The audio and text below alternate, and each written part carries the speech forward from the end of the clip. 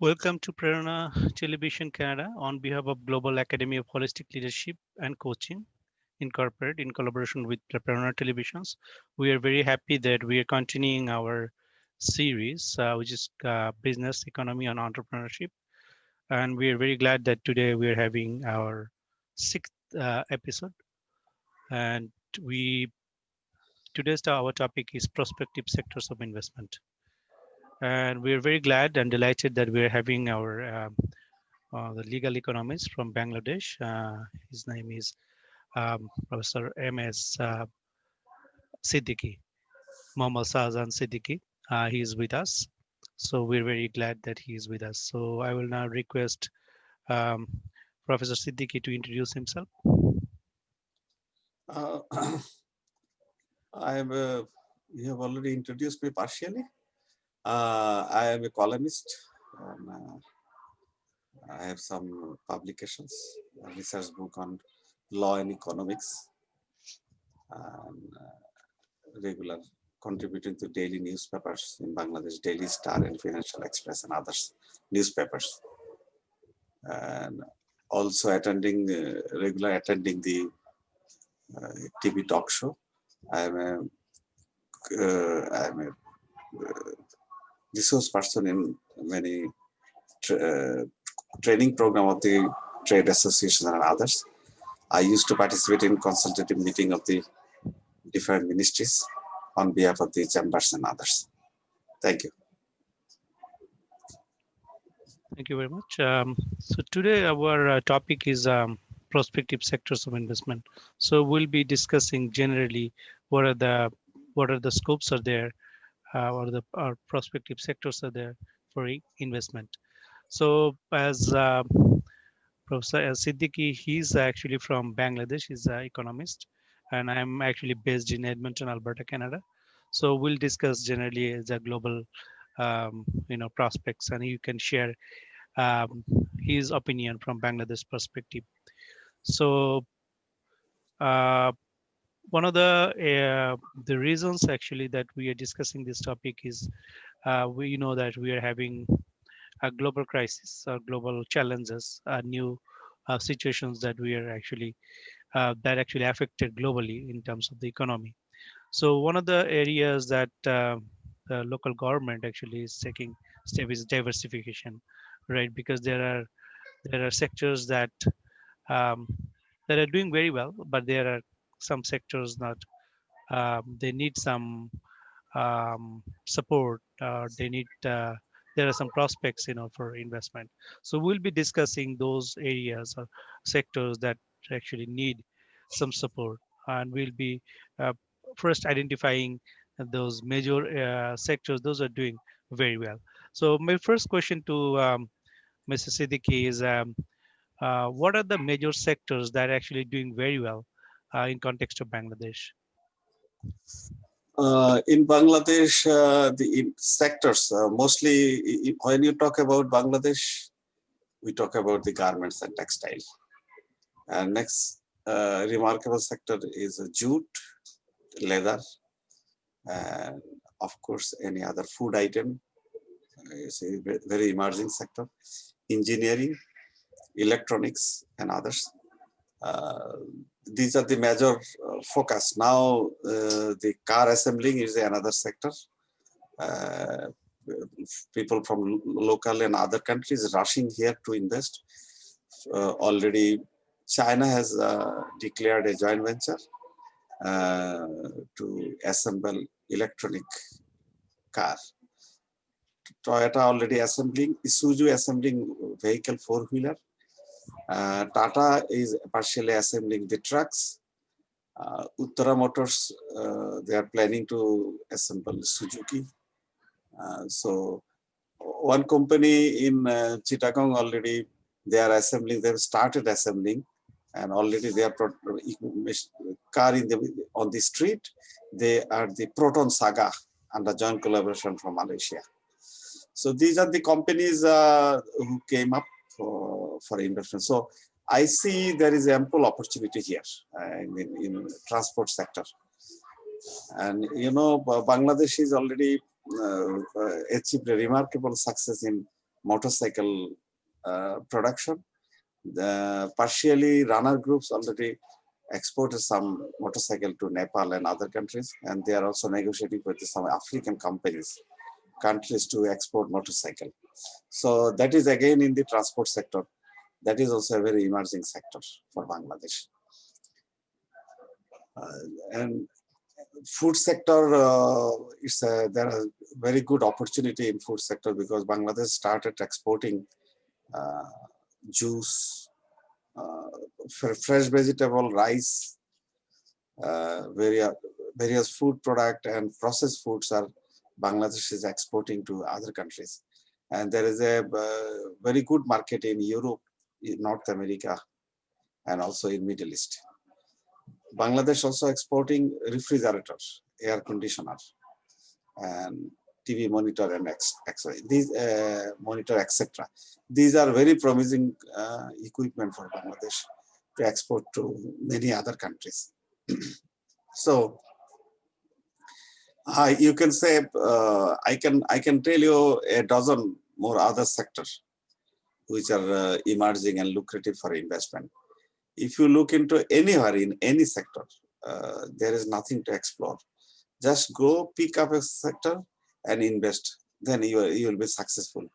Particularly for the not only for the local market, investment is focusing on export market because Bangladesh market is a market of 160 million people, but purchasing power is very low.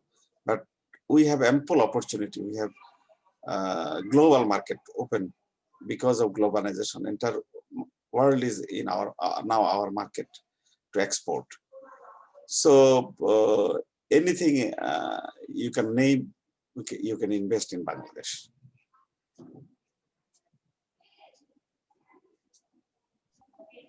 All right, thank you very much. I'll just need to briefly share what is going on here in Canada. We are based in Alberta, so as you know, Canada has 10 provinces and 3 territories.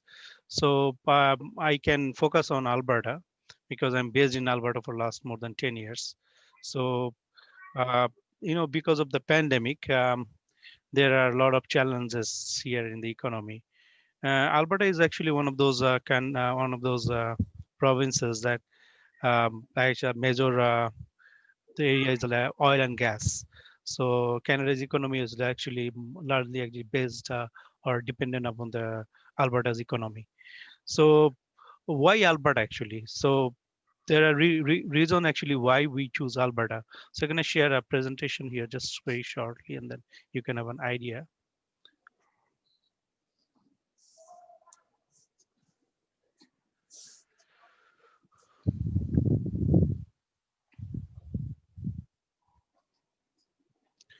So here we choose Alberta by the sectors like because we have a lowest corporate tax rate in Canada, which is 8%, and there is no payroll taxes, sales taxes, or capital taxes.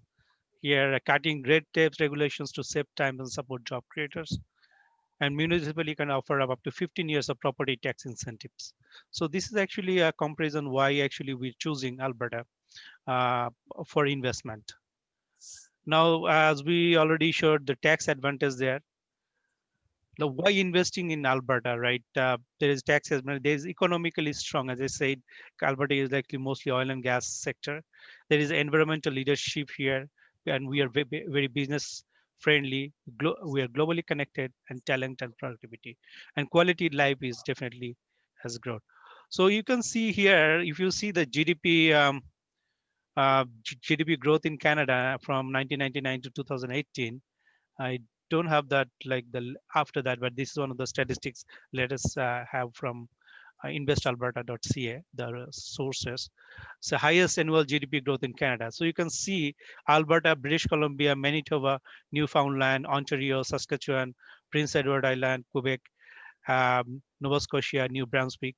So you can see that Alberta, one of those actually comparing with British Columbia, highest annual GDP growth in Canada.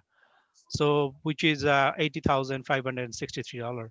So which is very good, and we are environmentally strong, economically So economically strong, like if you see whole of Canada, it is 7.1, one 7.1 K, and then in Alberta it is 13.6 K. So we can see, so there is more than 700 major projects proposed under construction, representing investment totaling more than 160 billion. So we are economically strong. So this is actually that why we choose Alberta, and we are globally connected. So we have around 14 free trade agreements. Alberta has preferred market access of 51 foreign countries, so including share an open border with the United States, and we are globally connected. As you know, we are also connected with some Asian countries. So we are actually exploring, right, see how we can connect it with different other countries all over the world. So I'm just very briefly sharing with you, because our purpose of this session is actually just see what are the prospective sectors of investment. So we are also having a social leadership. That means we are very much connected with Alberta Indigenous Opportunity Corporation, and also we encourage the talent and productivity, like young, diverse, educated, affluent, growing, and ambitious. This is very important because we need to focus on the workers. Like for young, highest proportion of workers under age 45 in Canada is 53.3%, which is good. Diverse, 1 in 6 Albertans are born outside Canada. And educated, first in Canada for post-secondary educated workers is 65.4%. Affluent, how highest household income in Canada, growing. The third highest increase of working age population in Canada is 1.6% 2018, and ambitious is highest total entrepreneurial activities in Canada in 2016. So this is actually very encouraging. Now we're going back to again to Bangladesh and just understand what is actually best, because I shared our opinion from Canada, especially in Alberta's perspective. So from our right presentations, do you have any feedback? What is going on in Bangladesh? Okay, thank you. Bangladesh, Alberta is offering excellent packages, which I can appreciate that. But we cannot, from Bangladesh, we cannot offer that excellent uh, incentive for the overseas or local investors, because our corporate tax rate is very high, 35%.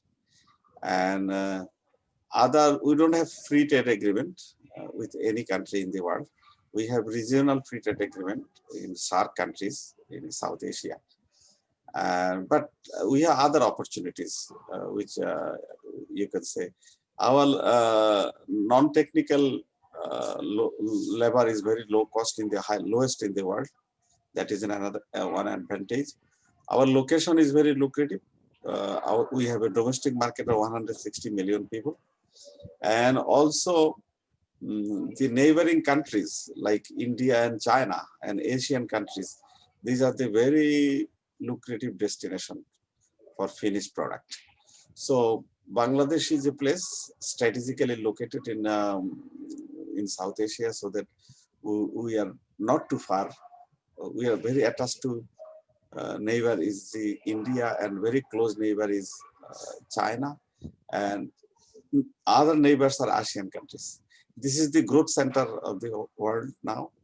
It is going to be #1 growth center in the world very soon, because economic activities growing very fast in this region, particularly Asia, particularly South Asia and Southeast Asia. So this market is very lucrative for supplying, because they are looking for the alternate of China. China is the market world factory, and even the Chinese investors are coming out of China and investing to other countries to be competitive. So Bangladesh is a very best alternate for such investment, because we are offering 100 free economic zone. Around 30 to 40 of these economic zone already under final stage of the construction. Some of the economic zone started allotting land for the overseas and local investors. And government also giving some other, this economic zone, you know, is very much really free trade zone. There is no local tax imposed there. You can go straight invest there, produce something and take back to your country, or you can export to any other country. Local regulations are very limited. So they can, as if a Chinese company, if they come to Bangladesh, invest in economic zone, as if he has invested in China, because no local tax will impose on him for 100% export back to other countries. These are the, in a nutshell, these are the opportunity we can offer. Uh, some other, our water, electricity is cheaper, water almost zero. Electricity price is lowest in this region. And not only the worker, the other staffs, engineers, technical person, and skilled personnel you can employ at a very low salary. So human resources is there, but the salary and wages are relatively very low. These are the other opportunities you have. And Bangladesh investing market also emerging very fast, because growth rate is around 8.5%. So during this pandemic, the projected growth rate is 5.5%, although the World Bank have calculated 3.5%. Even then, this 3.5% is one of the highest growth during the pandemic in the world. These are the indicator that Bangladesh is a very lucrative destination for overseas investment, because our economy is growing, and we have expertise in garment sector. We are second largest garments exporter. The backward linkage sector of textile in Bangladesh is very, very lucrative. Bangladesh need foreign investment and technology to develop fabric and other components, few hundred components required for ready-made garments. And anybody coming from abroad or any local entrepreneur who is investing in this sector is successful. So I think the overseas investment opportunity in this sector, in technology-based sector, in IT, there is another sector to explore. Some of the company already setting up their outsourcing office in Bangladesh, and they are doing excellent job. So service export is another sector where we need technology, we need training, we need global connectivity for developing this sector, because there are quite a few thousand BBA graduate students waiting for the job.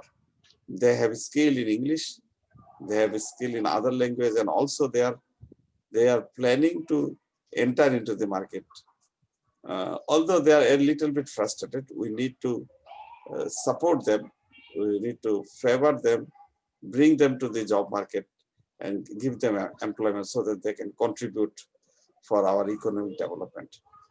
So all these things, I believe, it will encourage the overseas investor and local investor to invest in Bangladesh. One of the purpose that we are discussing today, why we are actually bringing this comparison in Bangladesh and in Canada, especially in Alberta or Ontario, wherever, is actually uh, the investors or the even the educators or the students can learn what are the opportunities are there. Even the prospective look, entrepreneurs, those who want to invest, they'll be having some idea what are the different opportunities are there. So I'd like to briefly share with you some other informations about here, how we are actually running business or what the government are doing. So I'm gonna share my screen again.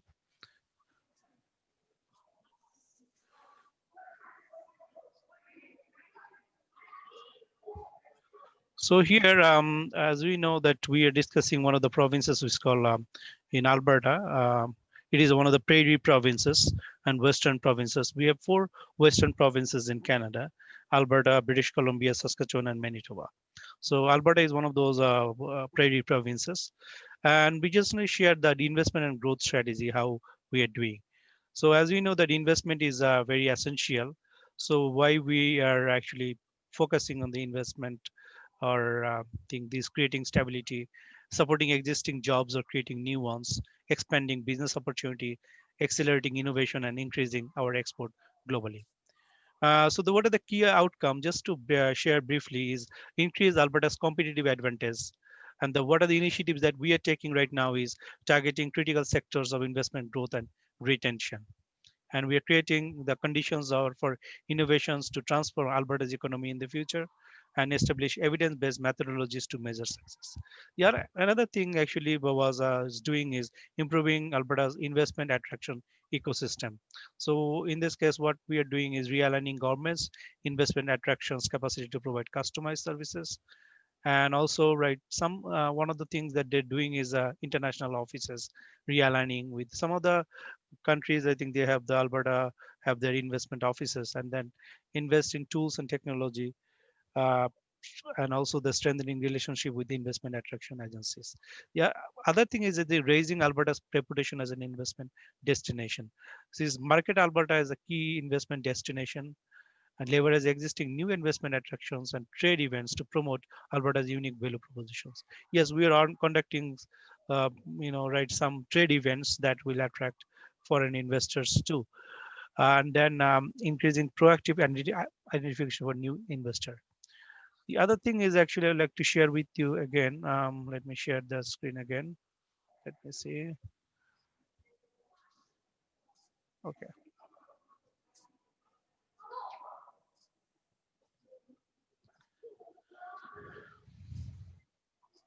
Now here, as we know that there are some economic challenges right now. So what are the immediate relief for the people and the businesses? Uh, it's very important right now, and then they're taking a proactive measures. And then we created system support for job creators, cash for families and businesses to help relieve their pressures and keep their doors open. And at the height of the pandemic, 80%, 85% of the businesses representing 96% of our economy continued operation. So there is just an example, like there are a lot of fundings that are actually protecting individual family for healthcare, 500 million, mental health funding, so the and continuing care support, public mass systems, family support. So you can see example of how, right, government is actually taking proactive measures. Protecting jobs, how they are taking protective employer income tax deferral, Keystone XL equity stake, site rehabilitation program, and also there are relaunch grants of small and medium-sized businesses. Like some of the small businesses are stopped. So what they're doing, they are providing some grants so that they can open their businesses and actually meeting their daily expenses like rents and other facilities. Some subsidies are actually provided, and also freeing up cash for people and employees. WCB, the winner worker compensation, we actually pay a premium. So they are actually premium waiver deferral, and then also right education property tax free, student loan waiver, utility payment deferral, rent relief, other waiver and deferral. So these are the actually proactive steps that Alberta is taking. The other thing actually I'd like to share with you here. So right, as you know, right, we are taking some proactive steps like that, attracting investment, support competitive business environment, and if there is an a like some of the right job creations, there are some eh, barriers. So that means they're also giving grants, so that the applicants or the people can right train themselves new trades. So there are some having tax advantages and creating jobs for Albertans, developing skills also, right, so having a lot of courses or actually new courses so that they can go back to job work. And they're also, like as we already shared, the supporting workers and families. So these are the examples of what we are actually doing in Alberta or in Canada. So I am actually back to Mohammad Sazan Siddiqui, right, for his opinion about there, there are some sectors that have you prospect. You already mentioned some of the sectors that have a prospects in Bangladesh. So do you recommend like what are the incentives are actually, or what are the resources are needed for flourishing those sectors or businesses? Uh, Interestingly, say if you from Alberta want to invest in Bangladesh, you have you can get the duty tax benefit exemption for 10 years, 15 years, and you can set up outsourcing company in Bangladesh. We have ample young people here. You can set up office here to give the backup service to the office, online service, and others, calculating, give accounting service, and many other administrative job done as a back office.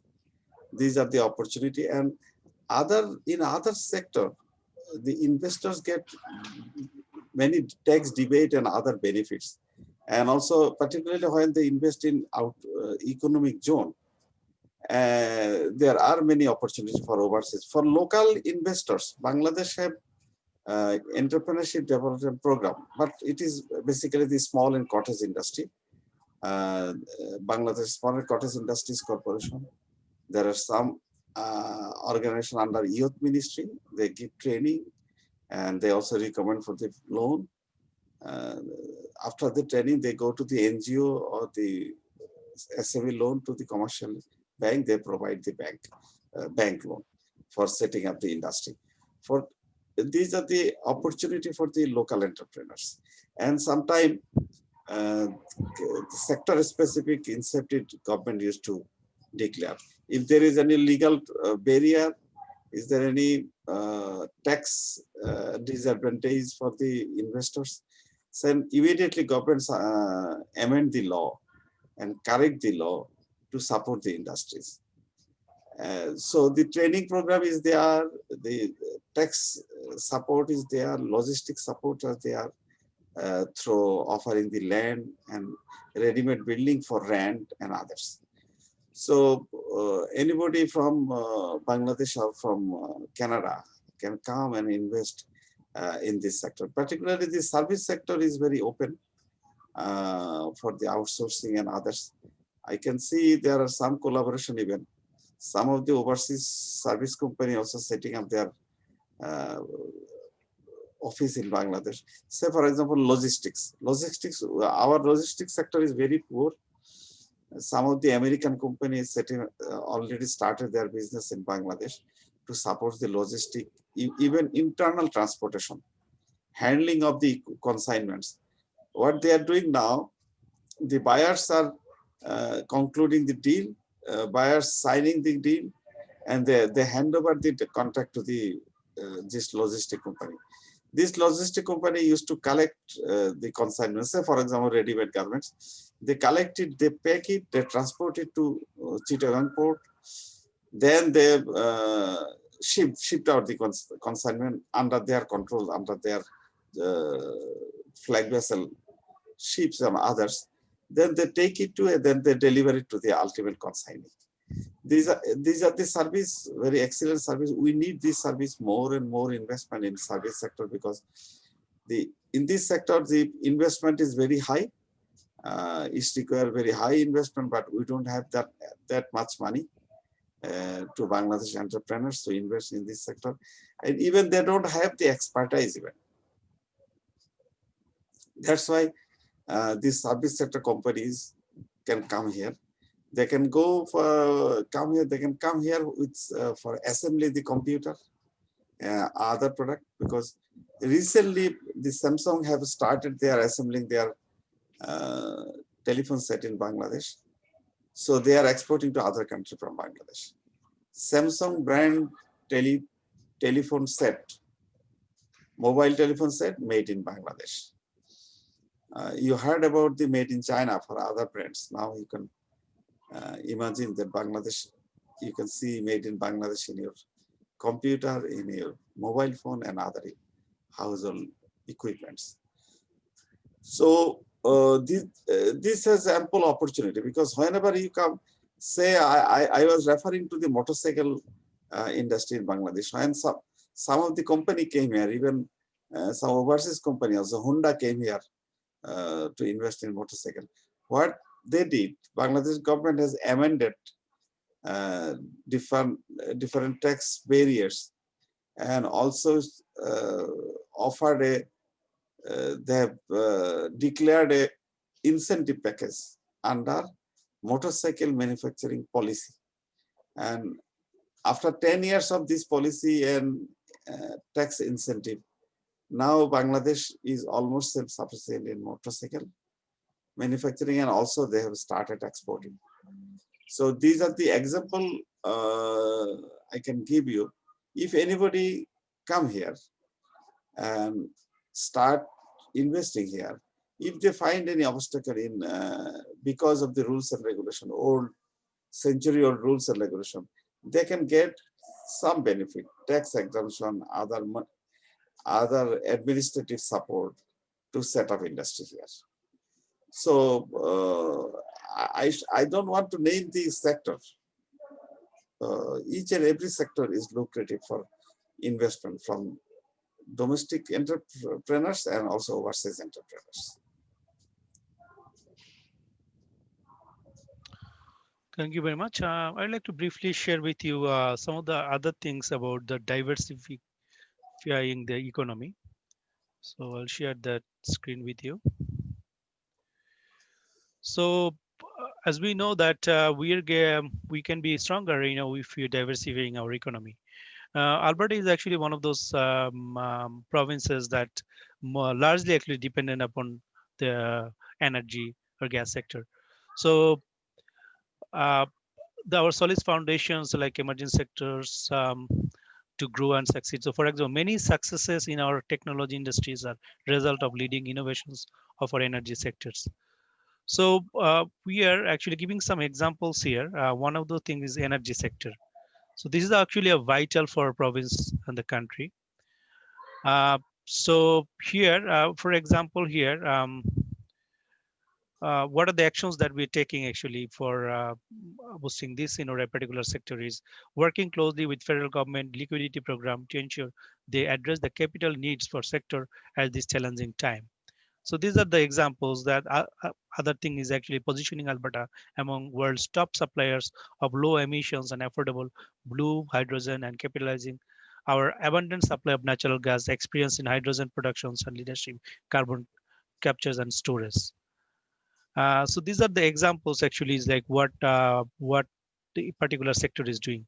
The other examples can be for agriculture and forestry.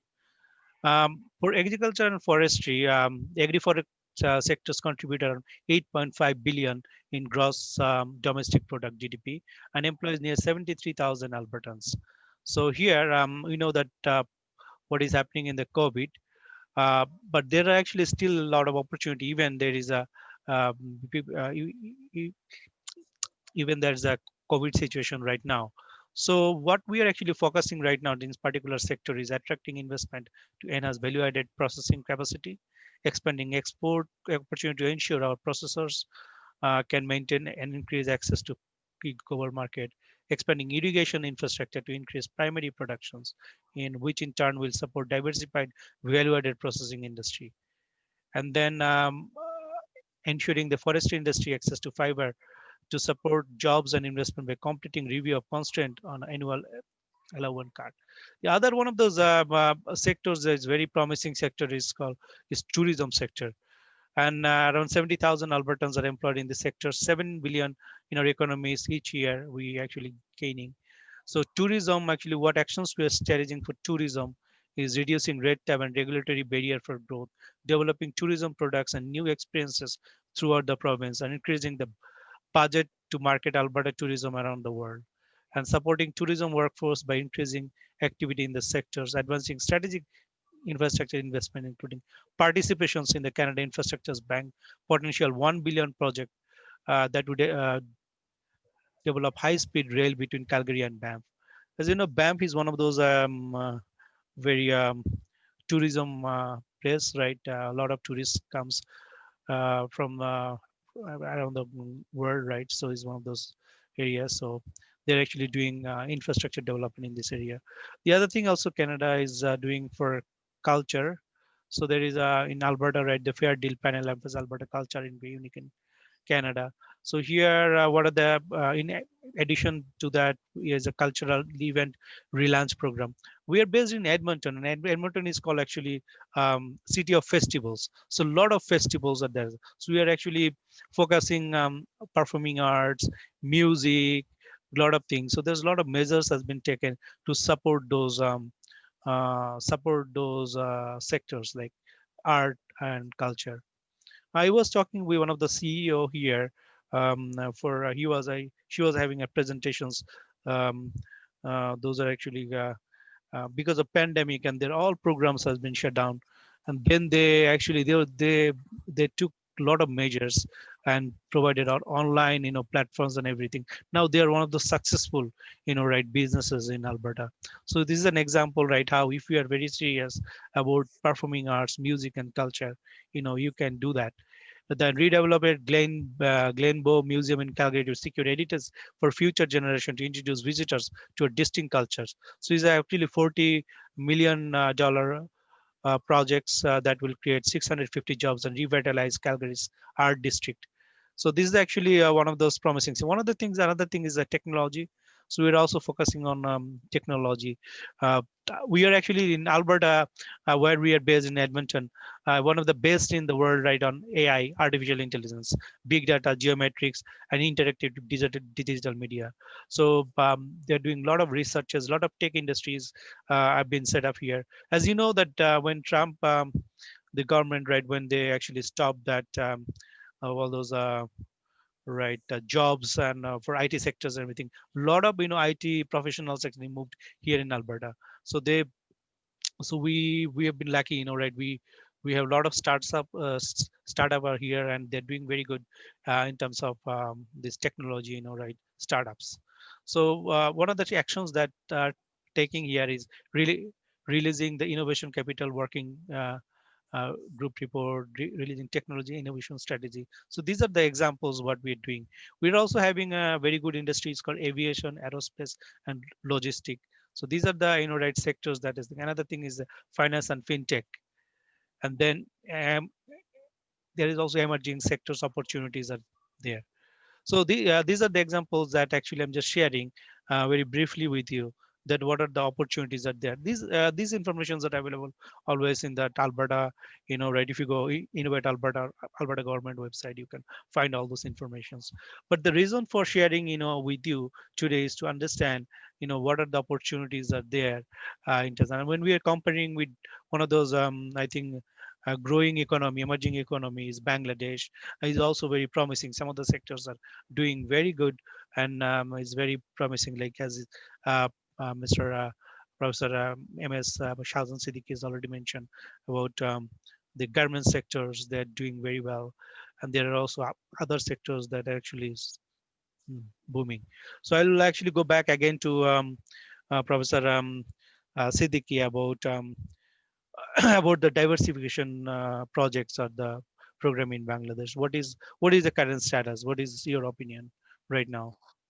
One of the remarkable sector I can name is the blue economy, the resources in ocean in Bay of Bengal. We have achieved a verdict. We got the verdict for there was a litigation between India, Bangladesh, and India, Myanmar on sovereign right over the Bay of Bengal, and we got the right over up to 200 nautical miles from the border on the Bay of Bengal. So there are resources there, untapped gas, petroleum, and fish and other minerals. So these are the sector totally untouched for investment.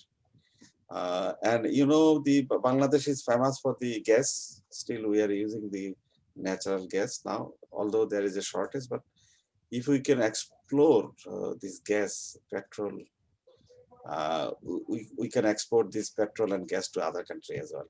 But we need huge investment. Bangladesh don't have that capacity of investing few 100,000 billion in this sector.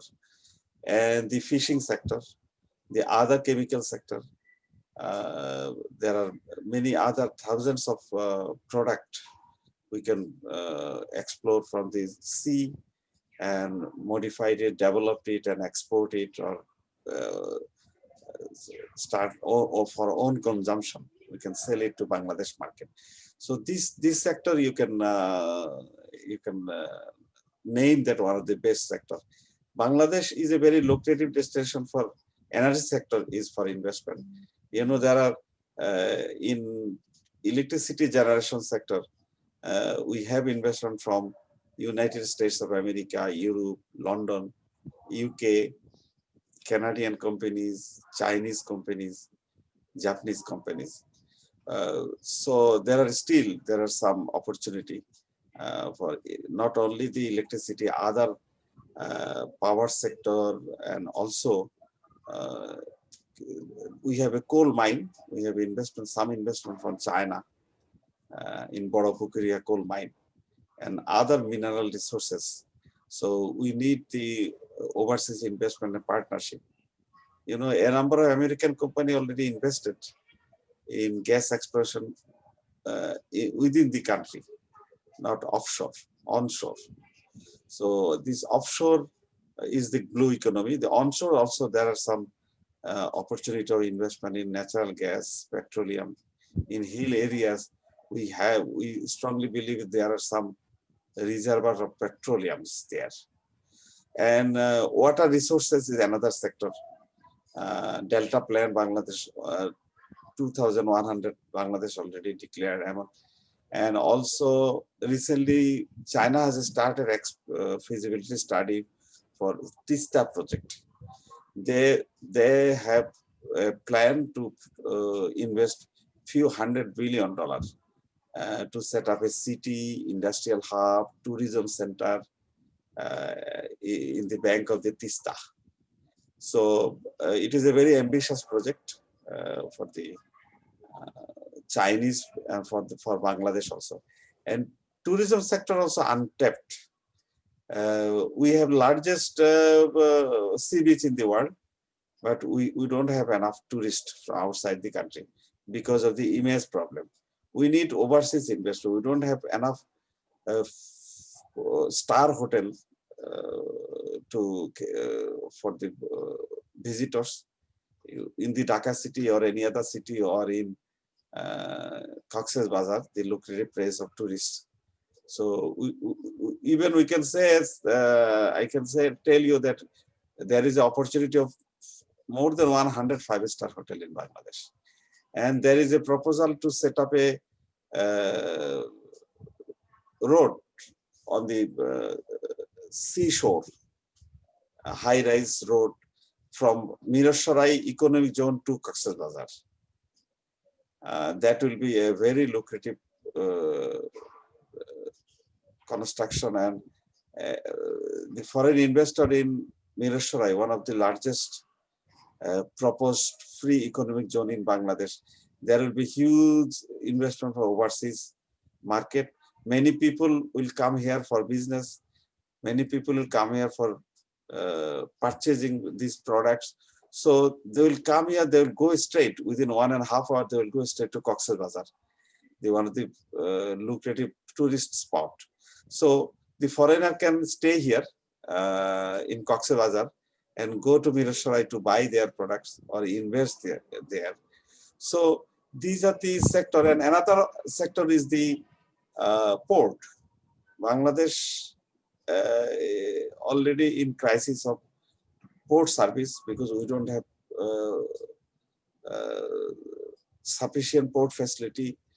Bangladesh has proposed that we should have some deep sea port, and Matarbari plant, this seaport, deep sea port is under development. We need huge investment there. Japanese came up for investors there, but we need another deep sea port. So it's a huge investment. Dutch investors or investors from Singapore and Dubai is trying to invest in Bangladesh, and other countries also can come forward to invest. A few minutes back, I told about the logistical infrastructure in Bangladesh. This deep seaport and normal seaport, and also internal transportation system, airport. We can have a joint collaboration airport because we don't have a really international standard airport in Bangladesh. There are few proposals from overseas for overseas investment. The overseas investor can explore investing in this airport sector also. So civil aviation sector. These are the sector, major sector, the new opportunity there for investment in Bangladesh. Great, thank you. Yeah, so today actually we had a good discussion about the different sectors. Um, but will be focusing in we'll be taking maybe each of the sectors in near future sessions and discuss. Will be in depth or thoroughly to understand what are the different what are the different challenges and how we can actually right, if there is any policy advocacy is needed or what we can do, because today's session is generally, we cover very basic about what are the prospective sectors are there. But I guess we need to at least discuss actually in details or in depth about understanding each and every sector, so that we understand what are the challenges are there. So our actually goal for our team actually, like business economy and on business economy and entrepreneurship series, has to connect with all those different sector leaders, different businesses, entrepreneurs, small businesses, different other stakeholders, so that we can help ourselves and leverage the risk. Because as you know, we some of the sectors or some of the businesses, they don't have enough resources, or they don't have enough tools or toolkits available, or technologies available.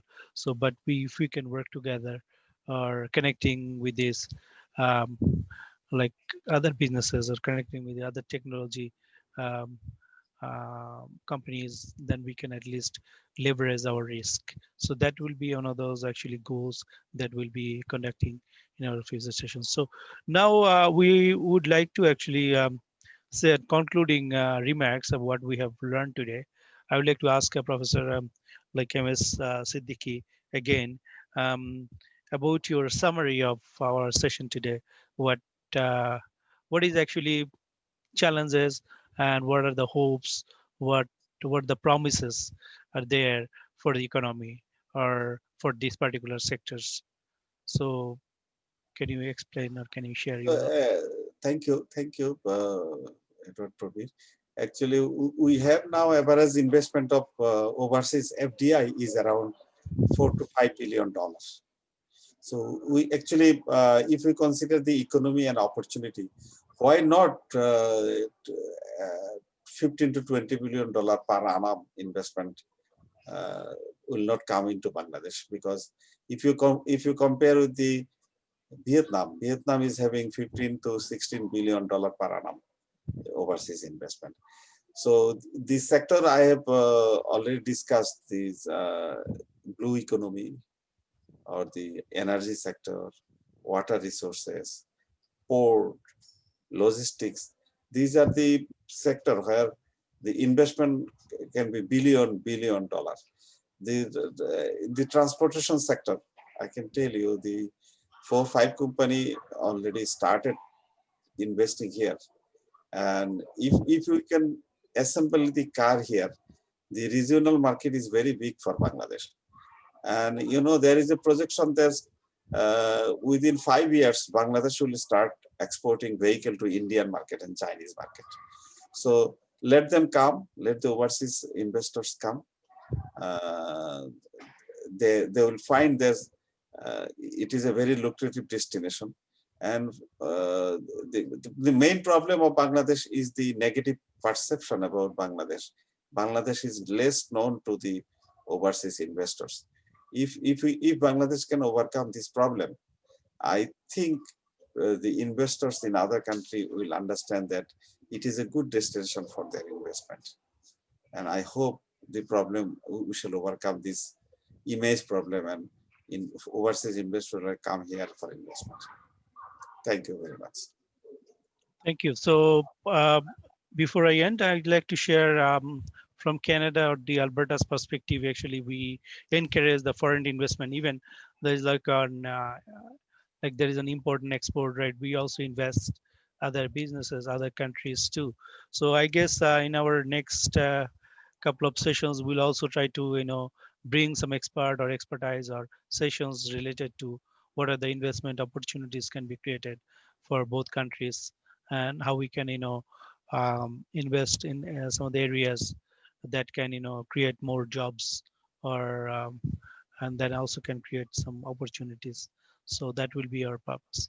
So with that, right, our session, actually, this is actually conducted by Global Academy of Holistic Leadership and Coaching in collaboration with Prerona Television Canada. We'll welcome our next sessions. So we'll be announcing our next. This is not a regular, but these sessions we are offering alternate, I think, Sundays in Canada, which is on morning Mountain Standard Time at 8 a.m. and Eastern Standard Time at 10 a.m. in Toronto, Ottawa. And in Dhaka, Bangladesh is at 9 p.m. on Sunday. And in Indian time is 8:30 p.m. on Sunday. So with that, I would like to thank each one of you, those who are following with us, and those who will be watching our session today. Thank you very much, and we'll welcome you for watching our next session. Thank you very much, and stay safe and stay healthy. Thank you, Mr. Praveen Mandal, Thank you. for